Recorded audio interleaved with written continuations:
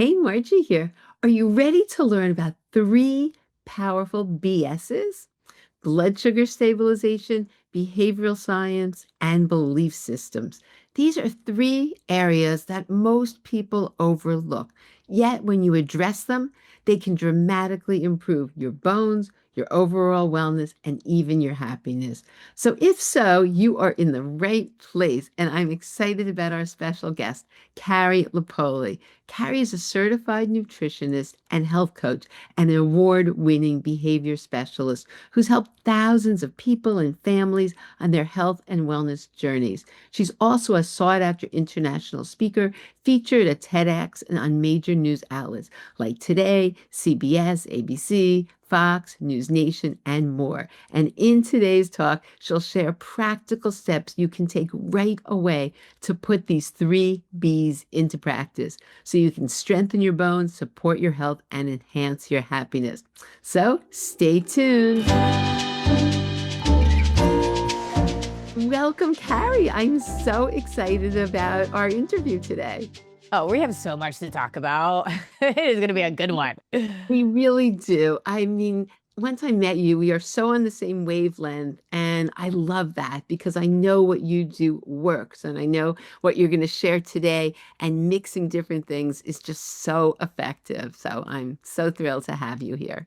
Yeah, I'm excited to be here. And like everything that you do around bones is exactly what I like I'm preaching to the people that I work with. So I love the message that you send and how synergistic it is with what we do.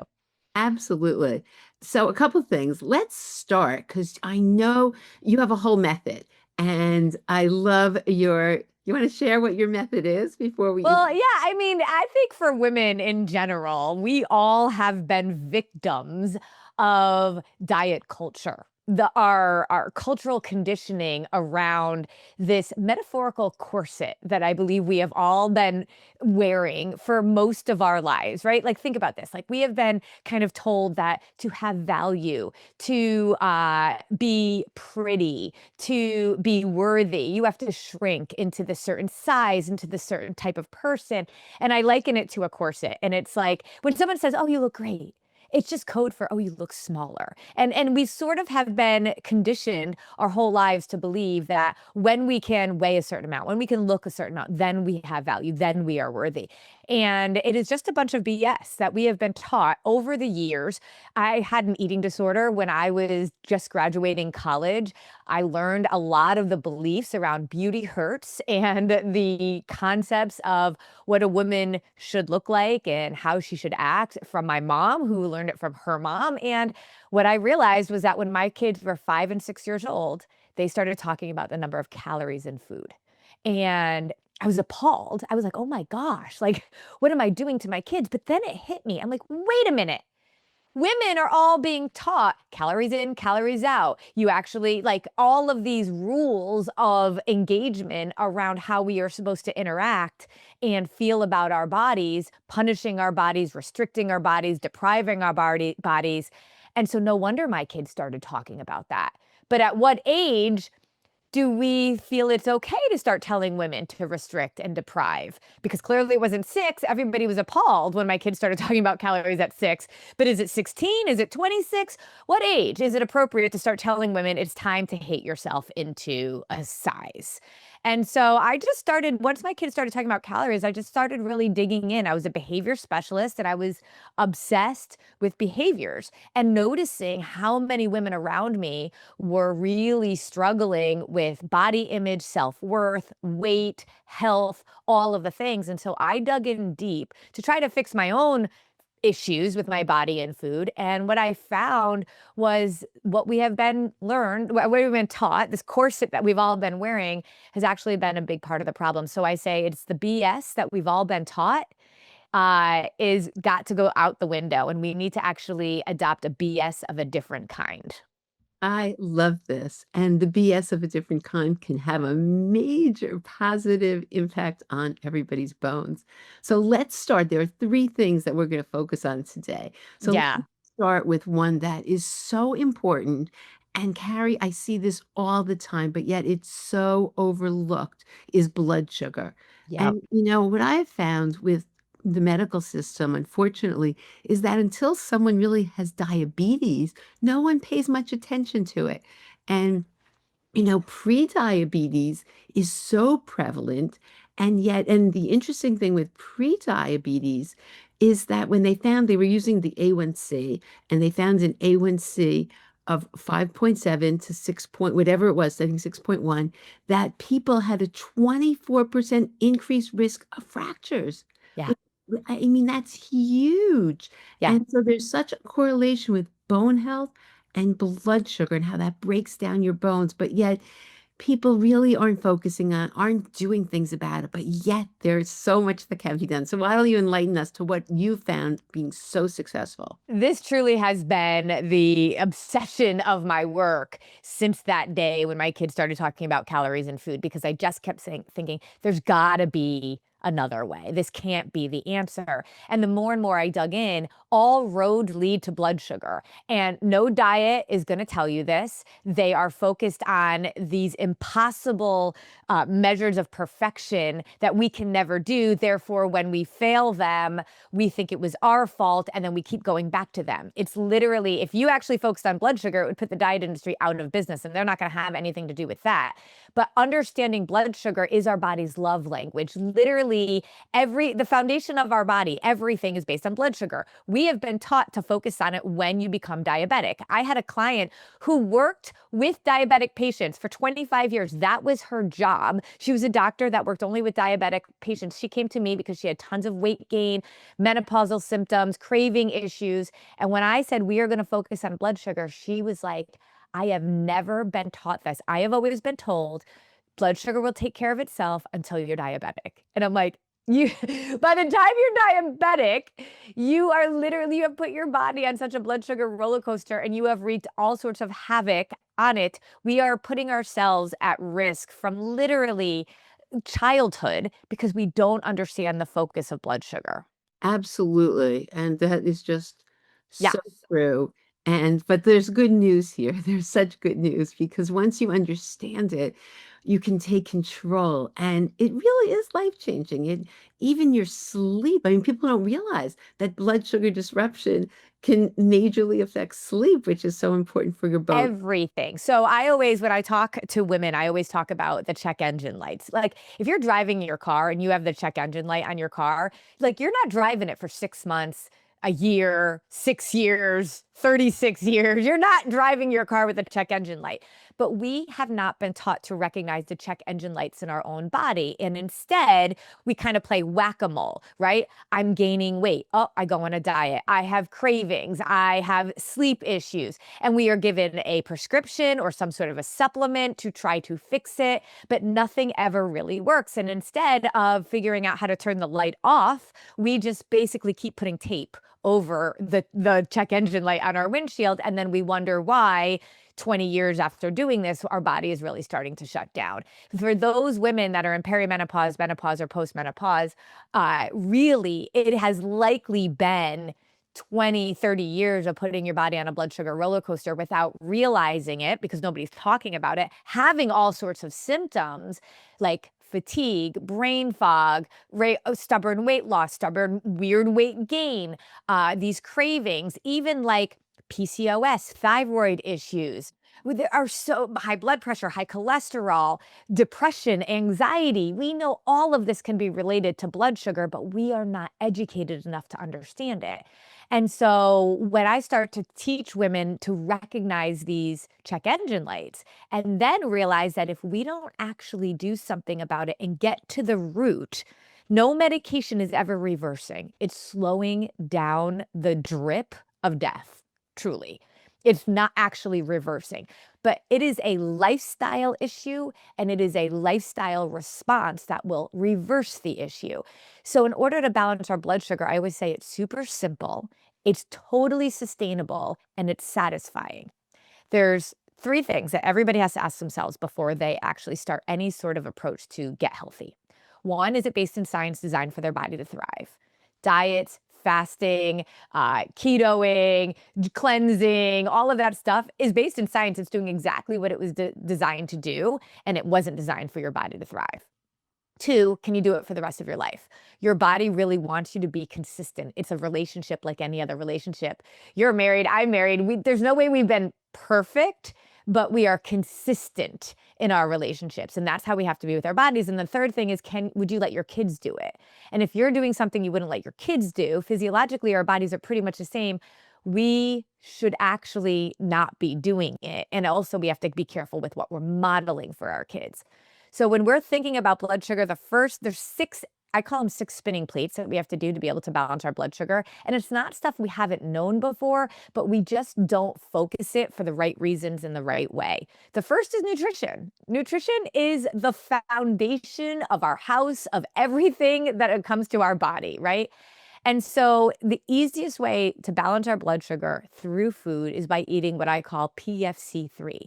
Eating a protein, a fat, and a carb every 3 hours. It might feel counterintuitive. It might feel like, what? You don't have to count calories, because you can just understand that if your body is always ready to eat satisfied, and you have about a similar portion size of a PFC3 meal all the time, your body's going to say balanced, because carbs, even though everyone's afraid of carbs, carbs can be fruits and vegetables. It can also be denser carbs. It can be bread and pasta and things like that. Carbs spike our blood sugar. That is why people are afraid of carbs. They don't really know why, but that is it. It spikes our blood sugar. When we spike our blood sugar, we store fat and we wreak havoc on our body. So our body has to release insulin to try to mitigate that spike. And when we do that over time, our body gets really tired, and that's when insulin resistance and prediabetes sets in. But if we can actually pair our carbs give us energy. We need carbs. But if we compare our carbs with a protein, that protein acts like the insulin. Our body doesn't require as much insulin to mitigate that spike, because the protein does it for it. And then the fat allows us to slow down our digestion of the carbs and the protein, fuel our organs and our brain. The three were meant to be eaten together. And I have thousands of women over a decade of data with continuous glucose monitoring to prove how powerful it is to be able to eat in this way and keep your blood sugar stabilized without feeling deprived. Hey, Margie here. As a physical therapist, I know firsthand how important exercise is for our bones, overall health, and happiness. And unfortunately, there's a lot of confusion on what exercises are safe and effective for people with osteoporosis. That's why I created this handout that contains a 30-minute video where I explain the concepts so you understand the do's and don'ts when it comes to exercise. And this is important because this way you can go into any class and know what you should be doing and what you should avoid. Because too many people are doing exercises that actually increase their risk of spinal fractures. I also included videos of me demonstrating effective balance, posture, and weight-bearing exercises you can put into your day right away. So all you need to do to access this handout, it's free, is go to tinyurl.com/osteoporosis exercises. So it's tinyurl.com, again, /osteoporosis exercises, or you can click the link in the show notes. Now back to the show. So interesting. I've seen, because I've many times worn the continuous glucose monitor, and at first I was shocked. Like, why was my blood sugar spiking? And then I was eating too much fruit. How crazy is that? Right. And then this is what happens when you use a continuous glucose monitor without really understanding food in our body. Then we start thinking, well, I can't eat fruit. And I'm like, no. We need fruit. I mean, fruit is filled with so many wonderful things, but this is why fruit has been villainized, why on keto you're not allowed to eat fruit. There's all these rules, right? But if we can understand that the macronutrients were meant to be eaten together, and naturally that is going to give us the nutrients we need while keeping our blood sugar stabilized, it's the best of both worlds. We can eat fruit, we can eat pasta again, but we're adding these other macronutrients to it to ensure that we are balancing our blood sugar. And it is huge. It was so interesting because I just had to reduce the portion, add some walnuts or add some nuts, and I was fine. But it was really a learning. It was Yeah, it really is. But again, this isn't something that even, I mean, my number one clients are doctors. They are not taught this. They understand that blood sugar is problematic, but are only taught that once you get to diabetes, not even pre-diabetes, when you're diagnosed with pre-diabetes, your doctor says, we're not going to do anything. We're just going to wait until you're diabetic. But I'm like, it's a math equation. 2 + 2 = 4. You are going to have these symptoms. They are going to turn into metabolic dysfunction. They are going to turn into metabolic disease. There's no other way around it. 1 out of 3 teenagers right now are pre-diabetic. That's insane. So we have to do better. And this is why I say even our kids can do this. I'm actually launching an entire kids program called PFC Pals that's going to be in schools all across the country to teach kids about blood sugar in a very friendly, like very, engaging way. Because if we can start here, then it changes everything. I think so often we think of food as good or bad, healthy or unhealthy. And that's where our relationship with food becomes problematic. Because what happens when you eat something you've considered bad? How yeah, do you you feel feel? horrible. You feel horrible. You Yeah. feel guilty and shameful, but, like, sometimes we need some really awesome fried chicken, and we shouldn't feel bad about that, right? And so the way that I like to look at it in living our life is that food serves our body and food serves our soul, and we need both. We just have to be serving our body more than we're serving our soul, and that's going to actually bring in a consistent, well-rounded, strong relationship with our body. And kids need to understand this from a young age, and especially women, because what we're doing, which we don't even realize, is that by putting our body on this blood sugar roller coaster, we are causing massive havoc for longevity down the road. We will age faster. Our bone density will actually diminish faster. It's literally the age train. We are getting on a bullet train and going 100 miles an hour without even realizing it simply because our blood sugar is out of whack. And I think one of the really important things is in terms of knowing where we're at, because sometimes you get your blood work done, and if it's Mm, pre-diabetes, I mean, I've had numerous people where their A1C was okay, the blood sugar on, when you get the one time, it depends how you wake up that morning. It might be exactly. okay, but tell us, because there's one other test that's usually not done that can help so much. Yeah. I mean, I actually trained my team of doctors who did not know this. Plus, I am training right now a team of residents who do not know this because insurance does not cover this, but it's a $30 test. So when you do your round of blood work with your doctor, they will do often fasting glucose and your A1C. By the time those numbers are elevated, you have had decades of insulin resistance. And when those numbers go up to problematic levels, it is much harder to turn things around. But if you can ask for a fasting insulin test, again, $30 test. I had my doctor or a doctor who's a client said she had her patient do A1C, fasting glucose, numbers were completely normal. She had her do her fasting insulin, which should be around like 3 or 4. It was 90. And so she knew by doing that fasting insulin that literally diabetes was around the corner for her, but her numbers were completely normal. And so that is one kind of measure that we can do. But regardless of what that number shows, this is the number one thing we need to be focusing on our bodies. And it's not just food. Food is important, right? But also exercise, strength training. That's going to help us. Everything, if everything's going towards blood sugar stabilization, we got to do the things that are going to help support that, right? So, the importance of strength training for our bone density, but it's also a big help in blood sugar stabilization. And then we have hydration. 75% of people are dehydrated. That's directly impacting our blood sugar as well. Sleep. Just one night of dysregulated sleep can impact our body and our glucose levels like that of a type 2 diabetic. So if we are not sleeping well, imagine how much our glucose is out of control simply because we aren't sleeping well. And then stress.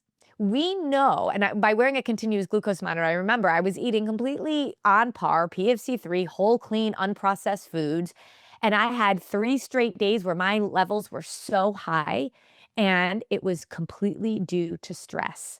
Our cortisol goes up, it reacts in our body like a glucose spike, and it will wreak havoc on our body. So it can't just be about the food. That's why a diet will never work. You have to be able to address all of these pieces. nutrition, exercise, sleep, managing stress, hydration, and then supplementation. And certain vitamins and minerals that we just aren't ever getting in our food anymore are really important. But I also put like sauna in the supplement category because that's a really amazing longevity hack, as well as ways to be able to continue to keep our blood sugar balanced. Wow, there's so many things I love that you said. And it's interesting because I first of all, I have a son who has type 1 diabetes. Oh, yeah. Found out in college, and it was so fascinating because at that time when he found, he was in college and he came home, and basically they said to him, "Oh, okay, here's what you do. You eat what you want and then you just Yes. dose." Are they kidding? Are they kidding? And so he was really not doing well initially. Gains like he was always very thin, gains like 25 pounds. Yep. And Yep. then I had a friend who had a type 1 herself, but became a health coach, and she focused 100% on that. And I said, you know what, can you work with him? And completely taught him just about blood sugar, and what you need to do and how the food absolutely matters. It's not a matter of eating what you want and Can dosing. you imagine? Just eat whatever you want and take this medicine, I mean, and it's so that you're gonna be fine. powerful. Like, it just defies logic. And so basically, once he learned what to do, it was unbelievable. I mean, that's what actually that's because I saw how powerful that was. That's why I went back to school and studied nutrition. Oh, wow. Yeah, because I saw, you know what? Wow, this is what's needed for all the people I'm Yeah. working with as a physical therapist. Yeah. But it's just, it's just not out there. But there No, and I will say that there's a myth, right? There's a myth, and I hear all the time that every time you eat, you're gonna spike your blood sugar. So, fasting is a really good way to mitigate a blood sugar spike. I get this all the time. And I'm like, it is a myth that every time you eat, you spike your blood sugar unless you are eating the way most people eat, right? Because if you're just eating clean and healthy, you can still spike your blood sugar. When you have that PFC balance, my clients prove it every single day. They eat all day, every day, and they don't spike their blood sugar at all. And fasting, especially for women, can be super problematic and actually can put us on a blood sugar roller coaster. So it is the kind of philosophy of if you eat the way typical Americans eat, yeah, sure, every time you eat, you're going to spike your blood sugar. But if you can adopt the idea of I'm ready to eat, satisfied, never too hungry, never too full, and balancing your protein, fats, and carbs, you're going to be able to eat and be satisfied. Can teach your kids do this for the rest of your life, be able to travel, go on vacation, and still be able to maintain this. And the best part about it is the longer you keep your blood sugar balanced with food and these six spinning plates, the healthier and better it becomes, the less and less perfect you have to be. Insulin sensitivity is huge for people our age that are older, that are pre-diabetic, but you can actually reverse it. And I say it's like a fine wine. It gets better over time the longer you do it, which is exactly what we want, especially as we're aging. So true. And I just wanted to chime in on a few other things that you said. So I actually really like wearing the monitor because I get so much information. And what happened to me was all of a sudden my A1C was higher. I was like, oh my gosh, I was at 5.7 once. I was like, oh my goodness, what am I doing? I'm so healthy. But wearing that really taught me. But the stress piece, I meditate almost every day. And what I saw right after meditation, huge drop in A1C. When times I didn't get as much sleep or something stressful occurred, increase in blood sugar. I mean, it was a huge correlation and exercise. Yep. Interesting because I'm involved with the Onero program. So I do very heavy strength training. Yes, girl. And what's in the where I go, where they measure everything. And so what they found, though, they found with A1C significantly decrease and such an improvement in blood sugar with people doing the strength training, even twice a week. So it This really, is why when people say to me, Carrie, just tell me what to eat, I'm like, I will never give a woman just a meal plan ever again because we actually have to. Now, we can go 1% progress a day because if we try to do too much all at once, our brain is like, whoa, this is way too much. And then we quit. So we got to go at it slowly, but we have to go at it holistically. It cannot just be about a meal plan. A meal plan is a script, and whose life is a script? Nobody's. We have to understand our body. We're not educated in our body. We're not educated in food, but we're also not educated in all of these pieces of a lifestyle and how to make it work for us. And what you're saying is exactly true. The other thing that I'll say is one of the categories or the supplement category that I talk about is where I put walking because I don't put it in the exercise category.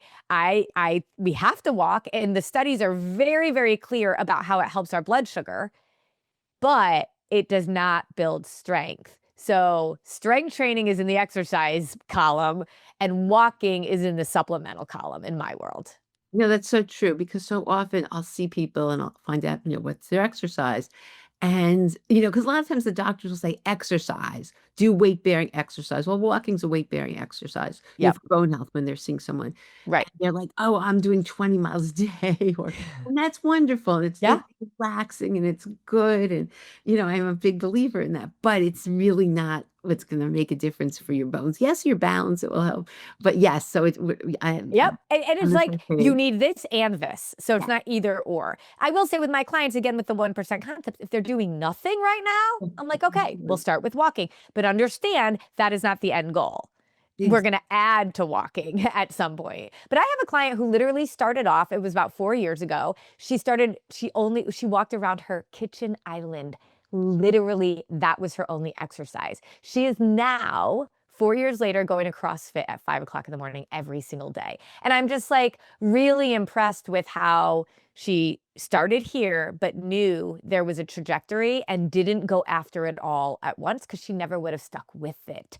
And that's what's so important to me. So that's where like the BS of blood sugar is super important. But I will say I could teach you all of that and it won't matter at all. You still won't do it without the other pieces of the BS that matter. Okay, so let's go to the other So pieces of there's the three BS. pieces of BS here, right? So blood sugar is our foundation, is our body's love language, it's what we need to be able to do literally everything that we want to do in life, but we will not do it. I mean, how many times have we all said, I know what to do, I just don't do it? It's like human nature, right? And so before I was a nutritionist, for more than 20 years, I was a behavior specialist. And behavioral science, why we do what we do, understand our personalities and our triggers is such an important part of this puzzle, because if we do not understand our behaviors, how our brain actually handles new information, building new habits, and strategically mapping out the chaos of our day, we will always go back to our old ways. And so behavioral science is one piece of the BS that no diet or cleanse or healthy eating is ever really going to teach us. And then there's belief systems. And that's the other piece. So belief systems, we cannot do what we don't believe. And if we have had a belief system like, I just don't have time to work out, you will never just magically find time. If you believe that carbs are bad, you will never eat carbs without feeling guilty. Right? If you believe that your value is in a number on a scale, that once you weigh X amount, then you'll be able to be confident, you're actually missing what confidence actually means. You talk about happiness all the time. And so often, I think we feel like we are a victim of our circumstance. And yet, we can't ever control our circumstances, but we can control our response to those circumstances. But without a strong belief system in who we are, why we want what we want, and understanding our behaviors and our patterns, then all that teaching about blood sugar isn't going to matter. Okay, so you're going to share what are some things to start? I couldn't agree more. That's why I teach happiness, and to me, that's why that is the foundation of really all the work I do. Because once you can change these things, your behavior, everything changes, and all these good Totally. habits are easy. Again, just like you said, step by step. You don't just Yep. get there, but Yep. but it works. So why don't you share what you found with all of your backgrounds and experience to be the most effective things that people can put to use right away? Totally. So this actual strategy and knowledge base, I learned when I was an educator and I was working with schools all around the country as a national educational consultant.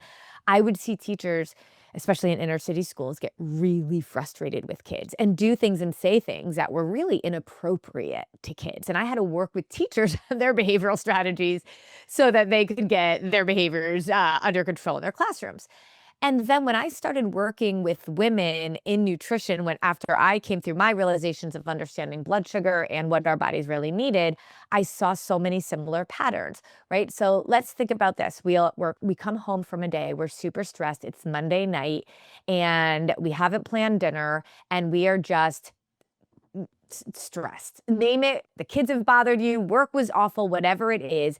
And you're like, I I know I have a goal of losing 40 pounds, but it's not going to happen by tomorrow. And I'm mad. So I'm going to eat this chocolate cake that's right here. Right. And so we just justify it in our head. We eat the chocolate cake. We are just like, I don't care. Then a little while later, suddenly guilt sets in and we're like, why did I do that? I feel so guilty about it. It's like our entire justification of why we ate the cake went out the window and now we're left with guilt and shame. Where is that coming from? So this is what's so powerful. We have this little tiny almond shaped area in our brain called the amygdala. And the amygdala is our emotional center.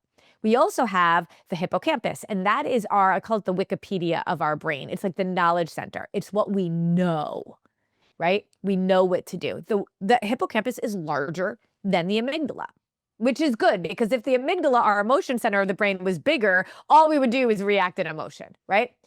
But when we do get emotional, when something triggers in us, like stress, like anger, like frustration, boredom, I mean, you name it, any of the emotions that go along with life will make that amygdala actually physically get bigger, and it gets bigger than the hippocampus. So suddenly our emotion center hijacks our knowledge center.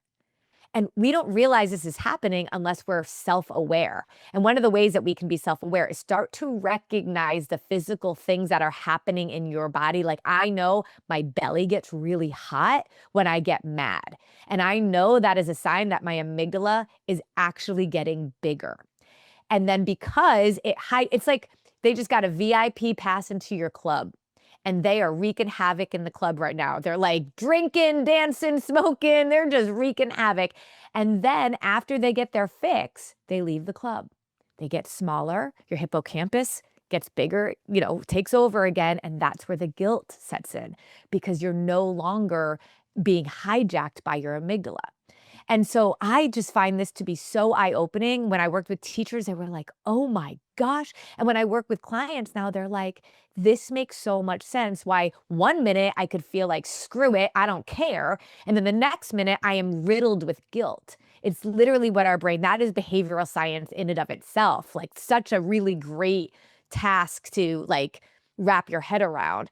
And then I always say self-consciousness is disease, and we become self-conscious about our behaviors because we don't understand it. But self-awareness is health. So if we can actually just start to recognize the science of that behavior going on in our brain, it's almost like a guard dog that starts barking. The only two ways to calm a guard dog down, which is like calming our amygdala down, is to feed it a steak or let it tire out. And so a lot of times we feed it the chocolate cake, the binge eating, and then it tires out. Or we could do something that's more productive, like go for a walk, listen to a podcast, do deep breathing, stop and notice what's happening, make an alternate choice, and then say, if I still feel this way in 10 minutes, I'm going to still eat the chocolate cake. I love that, because we're so impulsive, and I'm laughing because it's amazing sometimes what your brain will make up, like why you should have this. Yes. The Yes. stories, "Oh, you worked so hard, you deserve this," isn't Yes. right, it's just so incredible what can Well, that actually brings me to that other BS of belief systems, right? So I believe that I worked so hard. Perfect example. Yesterday, I had a very challenging conversation with a family member, and it was something that we needed to talk about for a really long time, and I didn't want to, but I did it, and it went really, really well. And so afterwards, my husband and I went out for dinner, and I'm like, I deserve an amazing dinner and a nice glass of wine because I just deserve that for what I just went through, right? We do get ourselves into justifying certain decisions. But that's where our belief system comes in. And I think very often we have these beliefs that hold us back. And so the behavioral science is just fascinating when we actually realize how scientific blood sugar is and how scientific our behaviors are. But then our belief systems fall into play, and I call them rackets. So think about like not like a pickleball racket, but like a money like a money making scheme. Like when I was in college, there was a kid who, I know you're in New Jersey, right? When I was in college, I went to college in Connecticut, and he was making fake IDs. And it was literally a poster board license of New Jersey. And it had a cutout for your face, and you like stuck your face in the cutout, and it took a Polaroid picture, cut it out, laminated it, and that was our fake ID. It was terrible. 20 bucks. Everybody knew this kid was going to get caught, right? Like there was no way, but he was making money hand over fist. It was a racket. He got caught, got kicked out of school, got arrested, all of that. There's always a long-term consequence to a racket, but there's also a short-term gain. There's also a reason why you do it. So his short-term gain was money, right? That's typically with most money-making schemes and money-making rackets. Well, we have rackets in our own head, and this is where our belief systems, like one of the strategies that we can use to actually start to address the belief systems that are disempowering us. So we might have a belief system like, I fail at everything. I'll never be able to do this right. Or I don't have time to work out. Or again, carbs are bad. Or I will be confident when I weigh a certain amount. We have these belief systems. I don't have time in the morning to actually have morning time or to take care of myself. I don't have time to meal prep. My back hurts, therefore I can't work out. Whatever it is, these are these rackets. And what they do is they all have a long-term effect. If you believe that you don't have time to work out, the long-term consequence is that you are going to struggle with your health, your bones, your ability to live a long life. So then what's the short-term payoff, right? It's not money like the kid with the fake ID, but it's justification. And that's really powerful. We can put our head down on our pillow at night when we justify not being able to show up for ourselves. I can't work out. I don't have enough time. So I can sleep at night feeling like I'm the victim and there's nothing I can do about it. And so if we're more aware of our rackets and we start to call them out, we realize this is actually a disempowered belief. It's not true. It feels true because it's based on our experience, but I call it truthiness. It's got an element of truth, but it's actually holding us back. And if you know Marie Forleo, who's like an author and business owner, she says everything is figure outable. And if you recognize that it's a racket, recognize that there is a long-term consequence, then you will figure out a solution to get past it. Oh, I love that. Do you have people take a break or a breath or something so that they can pause for a second before they react? Do you have any good strategy? Yeah, we call it SNAP. Okay. So, we do PFC every 3, right? So every 3 hours we're eating protein, fat, and carb. We also say we can snap every 3 as well. So, and then start to recognize our rackets. So if it's happening in the moment, oftentimes the amygdala hijack will happen too. But we can start to be more reflective on a regular, consistent basis. So SNAP stands for stop, notice, just notice what belief right now am I telling myself? Ask yourself, is this true or is this my own truth that is based on my perspective? And then P is pivot. Pivot that belief. You don't have to pivot it forever. Just pivot it for the moment and tell yourself the opposite and see how that lands with you. And the more you practice that, the more you innately start to be like, oh, that's a racket. I got to adjust. Oh, I love this. I think this is so, so helpful because Good.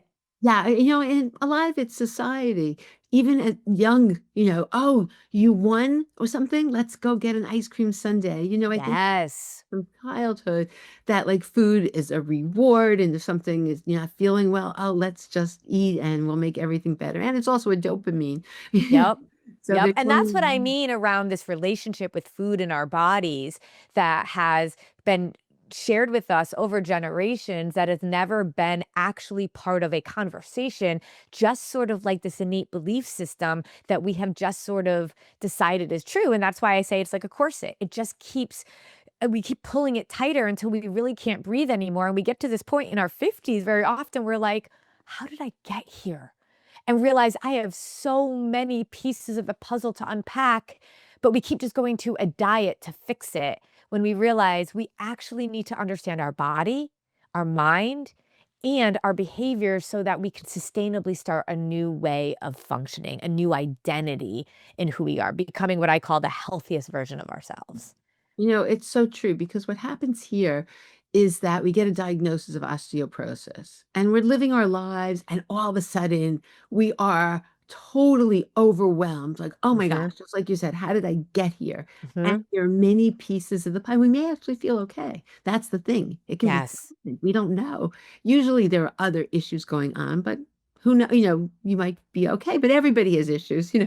everybody has digestion things, everybody Yeah. is sleeping Yeah. well, so no one really thinks any big deal, but all of a sudden, you're blown away with this diagnosis, and it's overwhelming, and you may just wanna, stop, and so it so fits in exactly with what you're saying, but yeah. Yeah. And, I think that in some ways that's where a lot of clients come to us with some sort of diagnosis where they feel like they hit rock bottom almost. And like their why suddenly doesn't come from ego anymore. I think a lot of our whys come from if I look better, I'll feel better. If people like if I take a picture and I like what I see, people will accept me more, right? There's just it's all coming from ego and what we believe other people think about us. But if our why actually comes from the heart and say, I know that I am here for a purpose, one uniquely curated just for me. In order for me to fulfill that purpose, I have to be the healthiest version of myself. If I say I refuse to live my life so that my kids have to end up taking care of me down the road, if I say that I want to be able to kick a soccer ball with my great grandkids when I'm in my 80s, I will show up differently. But sometimes it takes that moment of fear sometimes to sit in, but then we become reactive. And I just encourage like women, especially like I know like us in our 50s and 60s, it's like, okay, our body's amazing. We can do a lot to reverse things.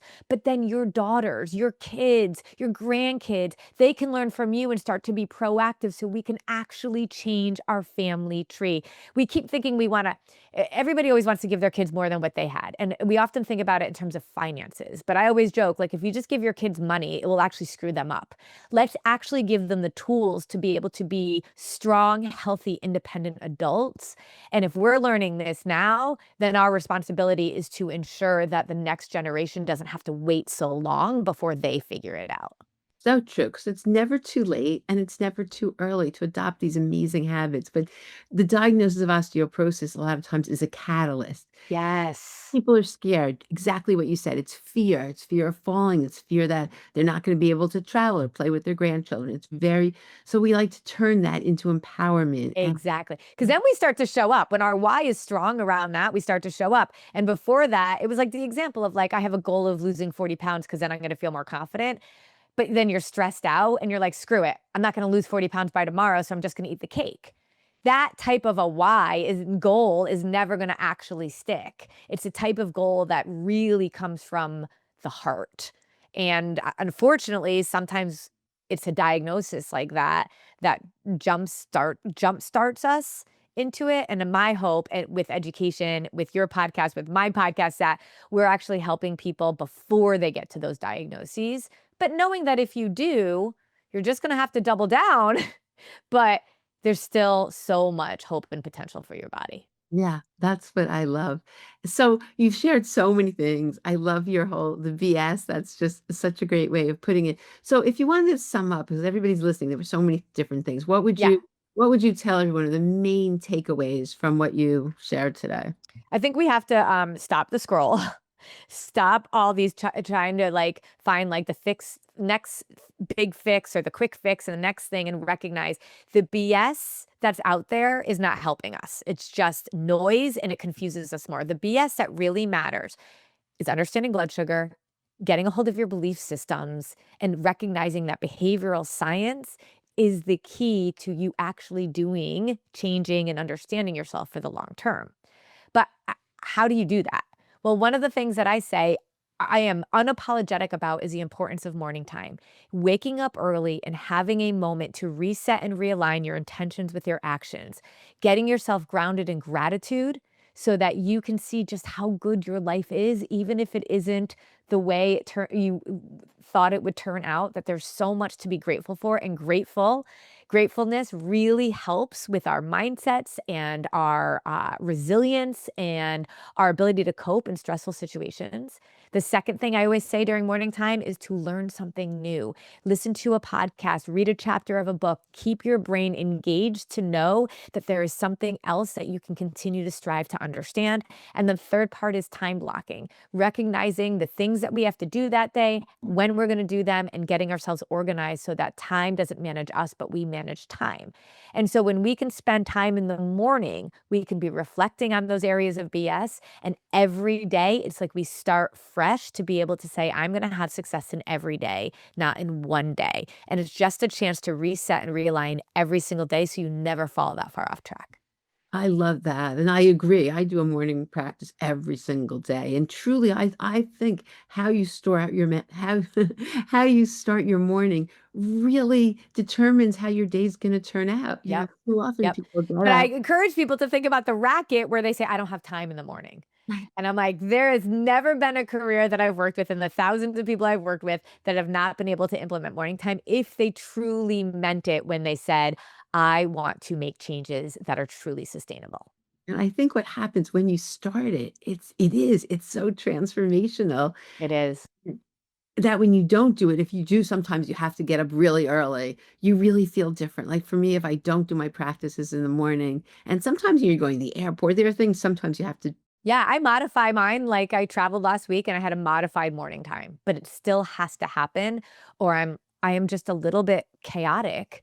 And like I'm not standing on sure footing, it feels like. Yeah, I couldn't agree more. Oh, well, I love that. Was there any, well, a couple things. So first of all, tell people how they can follow you. I know you have an amazing Instagram and your Oh, thank you. podcast. Yeah. I mean, I'm on Instagram, Carrie_Lupoli. I go live every single morning because morning time is so important. So 6:45 a.m. Eastern time. And if you're on the West Coast, you just catch the replay. But I dig into those three pieces of BS every day with 100 days of daily declarations. And when we get through our 100 days of 1% empowered mindsets, we start all over again. So Monday through Friday, I'm there. And that way you can just be plugging into a practice that is really intentional and that will continue to help kind of just empower you a little bit each time. And that's where I'll talk about my book that's coming out, my podcast that I have. So follow me on Instagram and all roads leads to the Instagram and then you can go from there. Oh, I love that. And anything else you want to leave everyone? Did we miss anything? I just think this is because this is what's going to make the difference. The things you talked about really will be transformational and they can help every area. And it's Yeah. exciting to see this I really do. I see this every single day. And there's so much hope. And then your life is just very, very different. It You're it living on a different, is.